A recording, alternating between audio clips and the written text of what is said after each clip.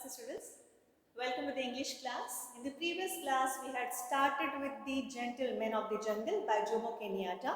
We had learned about the author and of course, we had stopped at this particular slide, page number 4 we are going to continue today. So take your textbook, take pencil in hand. Let's continue. The commission sat to take evidence.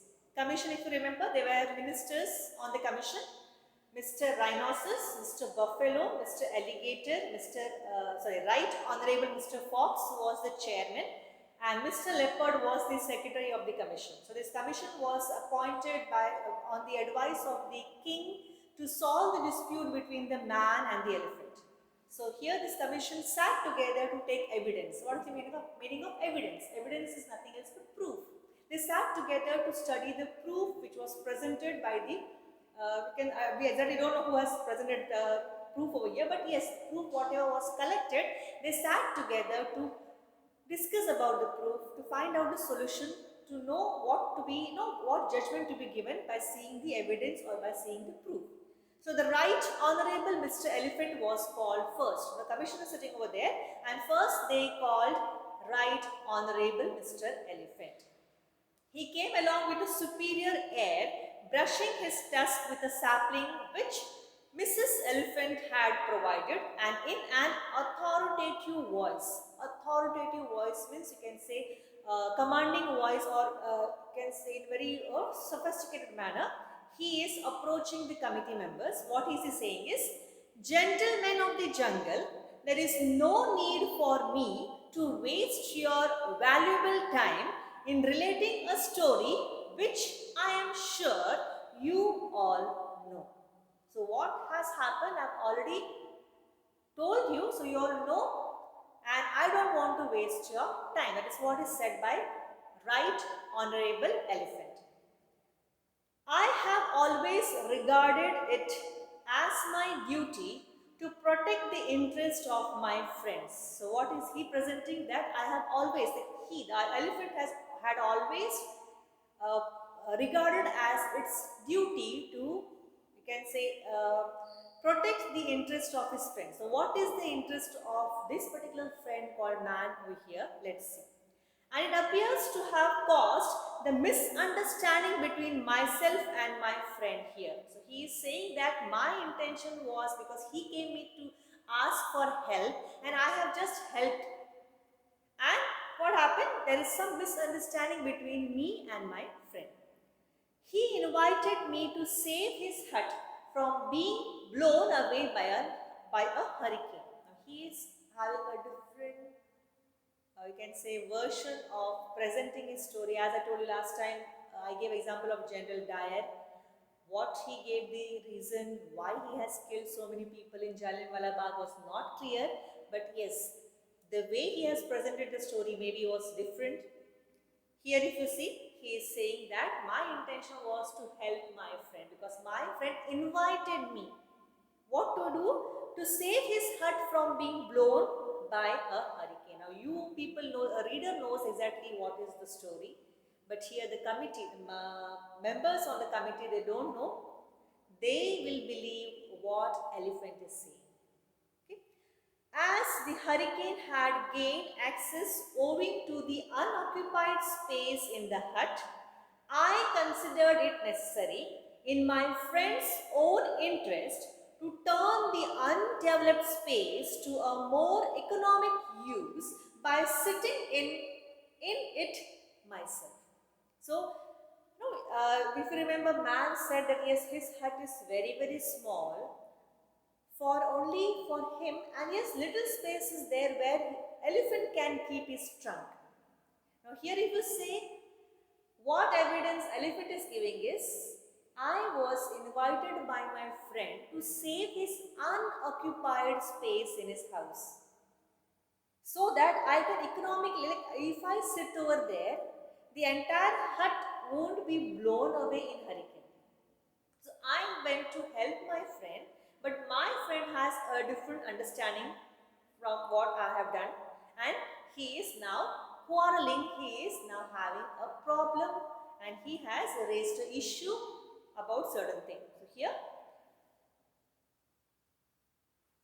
a duty which any of you would undoubtedly have performed with equal readiness in similar circumstances. Here he clearly says that what I have done, even you people, if you would have been in the same situation, if you also would have done the same thing. What I have done is I have helped my friend to occupy the unoccupied space in his hut, and I have saved his hut from hurricane. I hope this part is clear. Let's move on to page number 5. After hearing the Right Honorable Mr. Elephant's conclusive evidence, the commission called Mr. Henna and other elderlies of the jungle, who all supported what Mr. Elephant had said. It's quite natural. Elephant is the one who had formed this committee. All the ministers belong to his side. So all the ministers, before calling man, they gave the conclusion that whatever Elephant is saying is the fact, and they then called the man, who began to give his own account of the dispute, but the commission cut him short. Cut him short means to stop him there itself, to interrupt him there itself, that please, my dear man, you don't tell us everything. We have already heard the evidence. That is what they say. Saying, my good man, please confine. Confine means what? Restrict yourself. Please stop. Please restrict yourself to relevant issues. We have already heard the circumstances from various unbiased sources. Unbiased sources means impartial sources. If you really know, you know, you are reading the story, you are knowing the story, you are the reader, but this particular man and these particular animals, what exactly they are presenting, what is happening, only we know. So they are saying that from the unbiased sources, we have got the evidence, and now we have come to the conclusion. So you please don't take any pain to present your side of the dispute. All we wish you to tell us is whether the undeveloped space in your hut was occupied by anyone else before Mr. Elephant assumed his position. Very, very smart. They put forth such a question for which man had only one answer, no. What was the question actually? Just tell us whether your unoccupied space was occupied by something else or by someone else before Elephant came and sat in that unoccupied space. Simple question was asked, simple answer was no. And further he wanted to say, but they stopped him there itself. But at this point, the commission declared that they had heard sufficient evidence from both sides and retired to consider their decision. So here they are not at all interested to listen to the verdict, or not verdict, you can say, the side of the man, and they say already we have listened to the evidence, now leave us aside, keep us, give us some time to give you the conclusion, or to give you the verdict, or to give you the judgment. After enjoying a delicious meal at the expense of the Right Honorable Mr. Elephant, they reached their verdict, called the man, and declared as follows.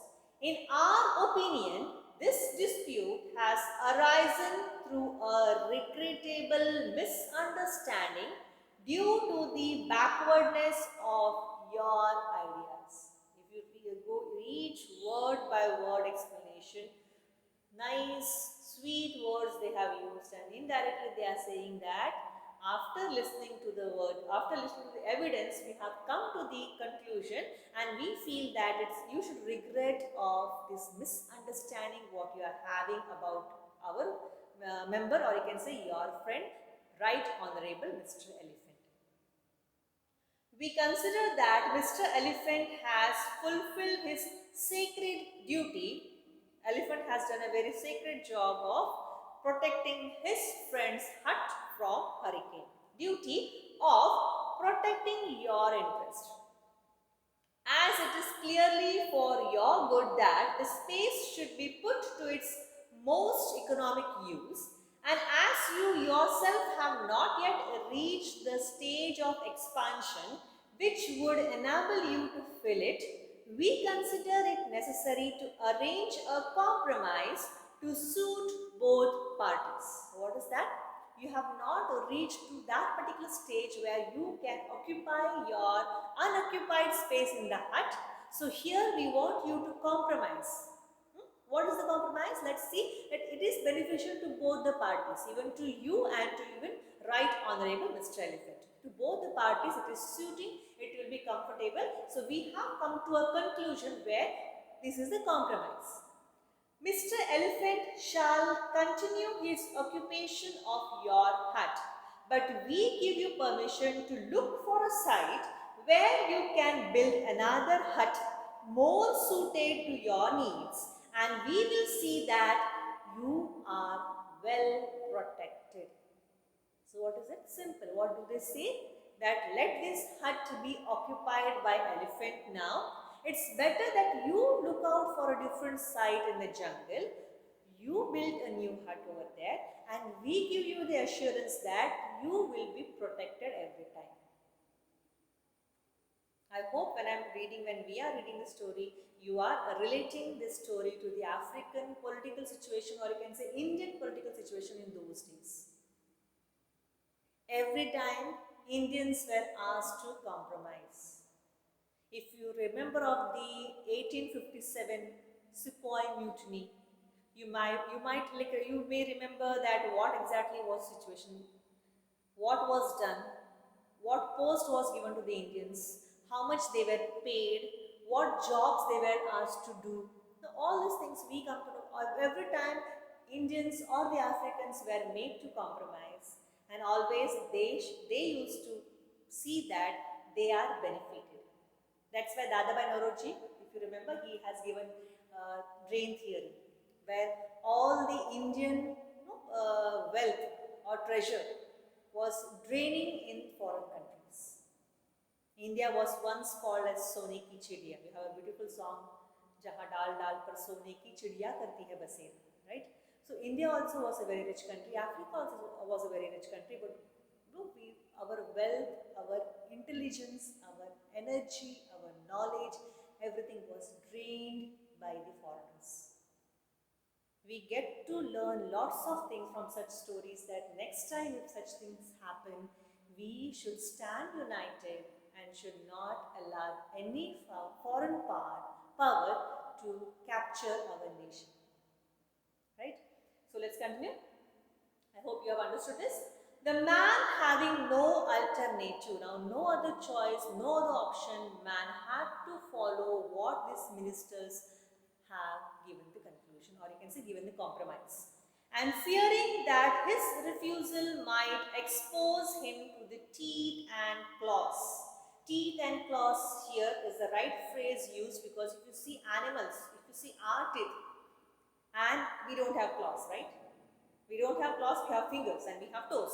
So animals, they have their claws which has nails which are very very sharp, that it can tear up anything. So here he had to follow, he had to you can say accept the proposal given by the ministers, because he was scared of the teeth and claws. Teeth and claws is nothing else but the violent nature of the animals. In case of foreigners, of course, they were well advanced, they were well equipped, and they had used our own money, our nation's money, to get well advanced weapons, and somewhere they had implemented in our hearts that we are inferior, they are superior, and that was also the part we Indians never tried to go against them. Of course, when we tried, at last we got independence, but slowly and slowly it took almost, how many years it took for us to get independence. You all know the freedom struggle, you all know about the history, so I don't want to repeat it again. But that is how we have got freedom, independence. Same way man actually got scared about of their violent nature. He did not grumble, he did not argue, he did not say that I'm not happy with the justice done by you.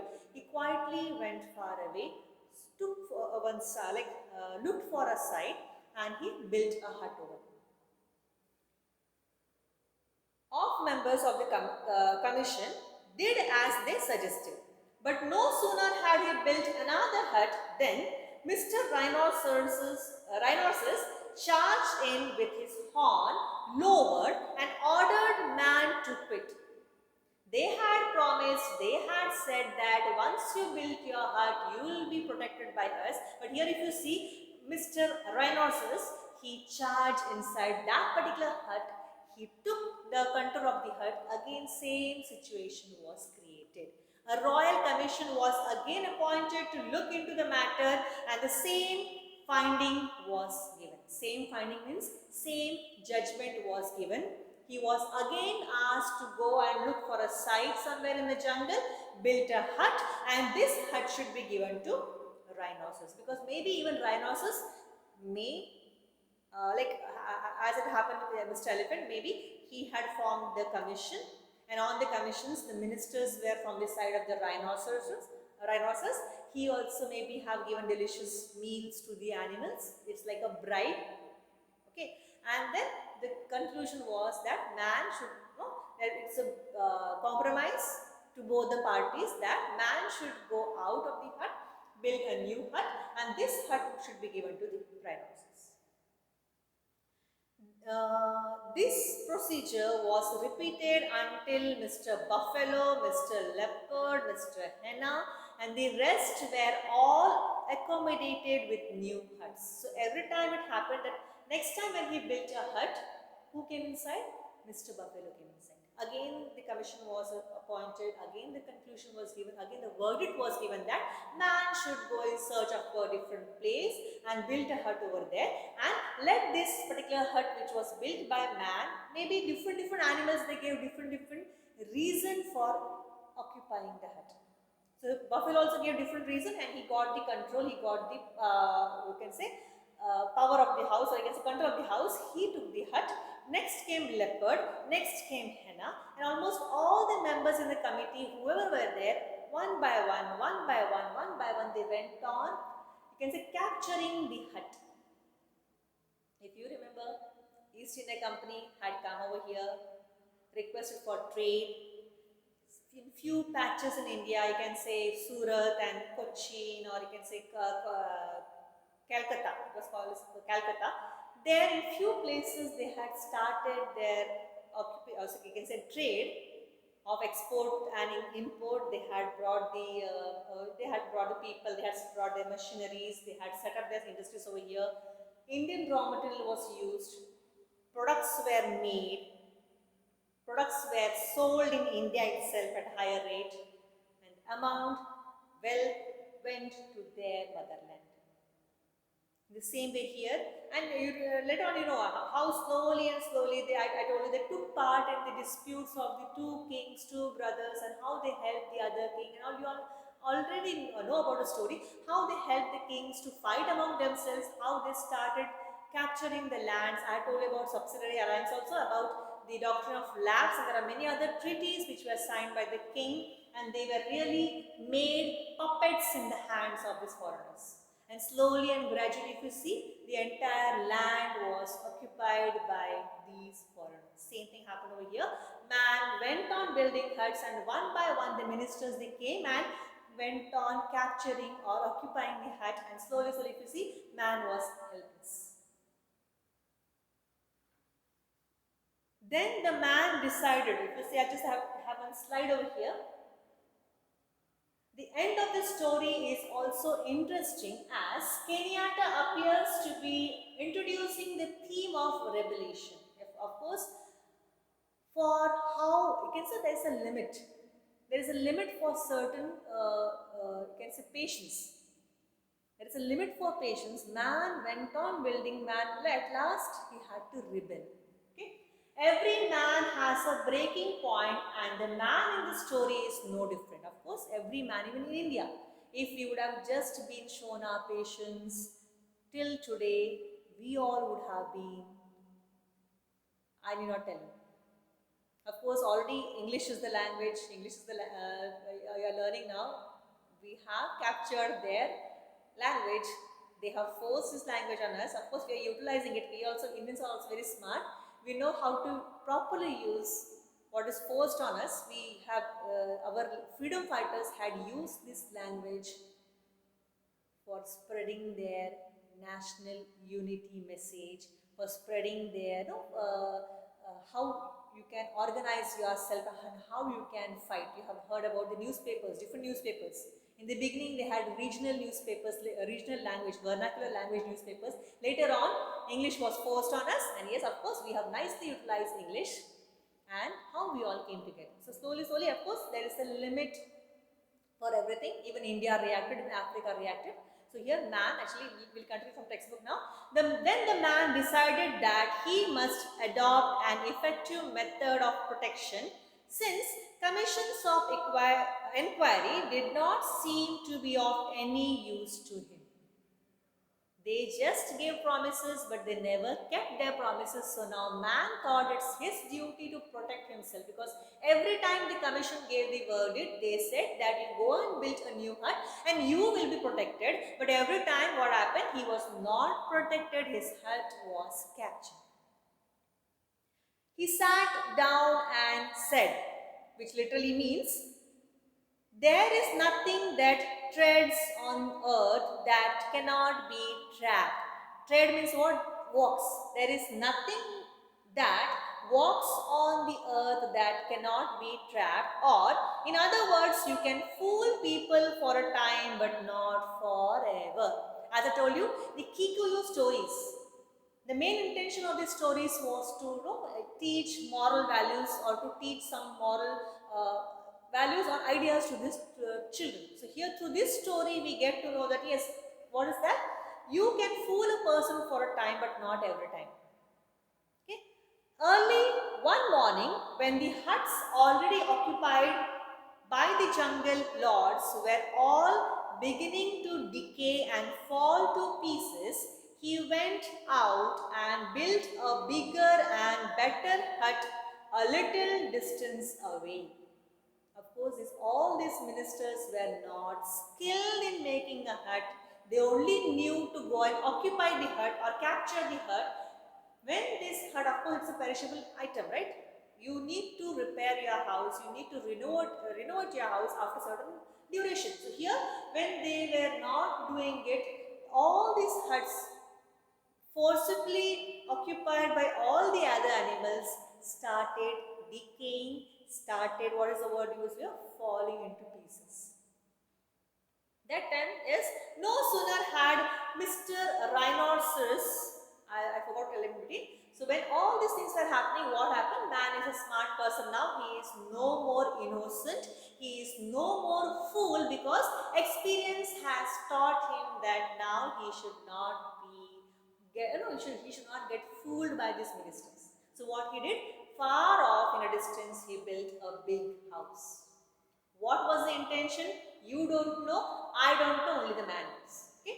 So no sooner had Mr. Rhinoceros seen it, then he came rushing in, only to find that Mr. Elephant was already inside, sound asleep. Mr. Leopard next came in at the window. Mr. Lion, Mr. Fox and Mr. Buffalo entered the doors, while Mr. Henna howled for praise in the shade and Alligator basked on the roof. So you can see again, as soon as the big house was built, all these animals, they came in, and all of them, they occupied the hut or the house. Why? Because their first built house was now decaying and falling into pieces, or already had fallen into pieces. So they all came to occupy. If you remember, these people, if you compare Indians, if you compare Africans, we are much more strong by physics, by mental, and we are intelligent. These people, they have only, they use, you can say, hi-fi words. They are not strong enough. Even now, during this particular COVID situation, if you see, our resistance power is more. And how we got this resistance power? Only going through different difficult situations. Until and unless you go through different difficult situations, you don't become strong. You have in Hindi, right? क्या मैं अग्नि में तप के ही लोहा क्या बनता है? It gets more stronger, right? Gold, if you compare gold and if you compare iron, which is more strong, which is much more durable and which is much more strong is iron. So here man had already learned. He did this solution, and what? All the animals, they went and occupied the hut which was built by man. And then next what he did? Presently, they all began disputing about their rights of penetration, and from disputing, they came to fighting. And while they all were embroiled together means when they all were engaged in fighting and all those things, what man did together? The man set the hut on fire. Took a matchbox. Maybe he has put kerosene on the hut. He had put the hut on the fire. Why? And burned it to the ground. Jungle, lords and all. What happened now? Entirely whichever ministers were there, all already had occupied a space.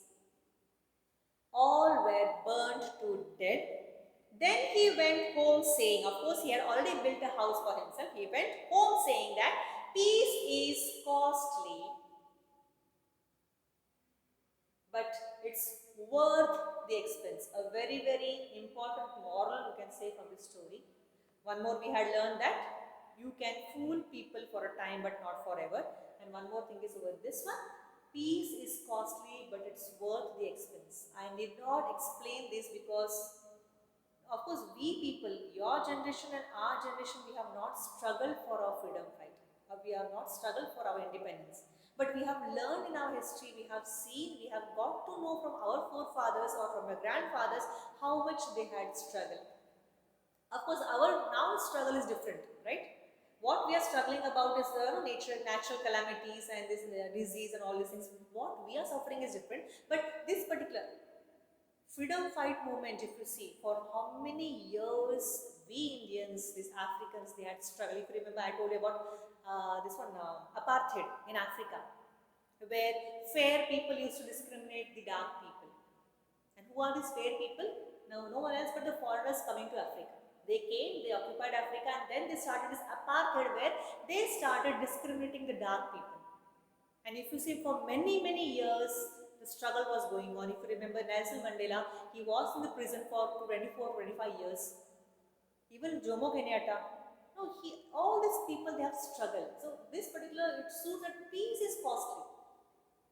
How peace is costly? Because if you take Indian example from Indian freedom struggle, there are no lakhs of freedom fighters who gave away. There are unsung heroes are there. Many